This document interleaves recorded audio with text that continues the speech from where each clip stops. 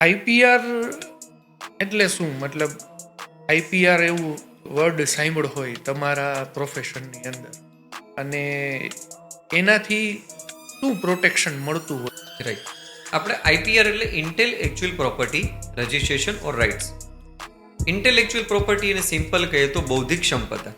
Okay. આજની તારીખે આજે આપણે કેટલી વસ્તુના ઇનોવેશન્સ જોયા છે. જેમ કે આજે જે કેમેરા સાથે આપણે વાતચીત કરી રહ્યા છીએ, જે કેમેરાથી આપણું શૂટિંગ થઈ રહ્યું છે, જે માઇક્રોફોન છે, લાઇટિંગ છે, આ બધી વસ્તુઓ સમયાંતરે ઇનોવેટ થયેલી છે. ઓકે. તો ઇનોવેશન જે છે એ જે વ્યક્તિએ કરેલા છે એને ક્યાંક તો એના રાઇટ્સ જોશે કે જેથી કાલ સવારે એનું જો કોઈ ડુપ્લિકેશન થાય તો એને રોકી શકે. એ કોઈ પ્રોડક્ટ હોઈ શકે, ઓકે, કોઈ આઈડિયા હોઈ શકે, કોઈ કન્સેપ્ટ, કોઈ સોફ્ટવેર હોઈ શકે, કોઈ રેસીપી હોઈ શકે, કોઈ બ્રાન્ડ નેમ હોઈ શકે. આવી તમામ બૌદ્ધિક સંપદા જે છે એને આઈપીઆર નીચે પ્રોટેક્ટ કરવામાં આવે છે.